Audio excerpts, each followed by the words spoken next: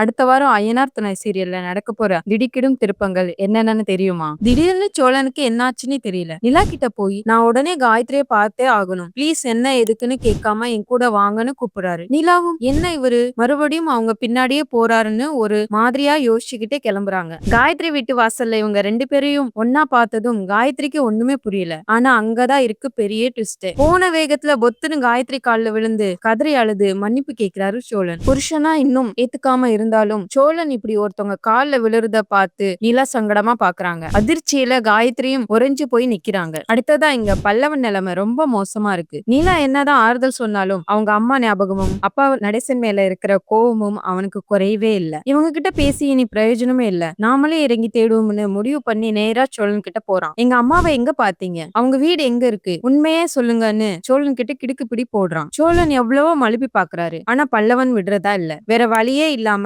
அவங்க அம்மா ஏன் அந்த வீட்டை விட்டு ஓடி போனாங்கன்னு அந்த பெரிய உண்மையை சோழன் போட்டு உடைக்கிறாரு. அதை கேட்டு அப்படியே சிலையா உறைஞ்சு போய் நிக்கிறான் பல்லவன். பிரச்சனை இதோட முடியலங்க. சந்தாவோட முறைப்பையன் பீகார்ல இருந்து வரிஞ்சு கட்டிக்கிட்டு சென்னைக்கு வந்திருக்கிறான். நேரா அனீஸ் வீட்டுக்கு போய் தேடி பார்த்துட்டு அங்க யாருமே இல்லாததால வெறியோட அக்கம் பக்கத்துலயும் தேடுறான். கடைசியா சந்தா இருக்கிற இடத்த கண்டுபிடிச்சு போனா அங்க அவ கழுத்துல தாலியோட நம்ம சேரன் பொண்டாட்டியா நிக்கிறத பார்த்ததும் மனுஷனுக்கு கோவம் தலைக்கேறிடுச்சு. அதே கோவத்துல சேரனை அடிக்க ஓங்கி கையை தூக்குறான். கடைசியா உண்மையை தெரிஞ்சுக்கிட்ட பல்லவன் என்ன முடிவெடுக்க போறான்? சோழன் ஏன் காயத்ரி கால்ல விழுந்தாரு? பீகார்ல இருந்து வந்தவன் சேரனை சும்மா விடுவானா? வாங்க அடுத்த எபிசோட்ஸ்ல இந்த வாரம் என்ன நடக்குதுன்னு பார்க்கலாம். ஐயனார் துணை சீரியல் அப்டேட் உடனே தெரிஞ்சுக்கணும்னா சீரியல் எக்ஸ்பிரஸ் சேனலை சப்ஸ்கிரைப் பண்ணிக்கோங்க.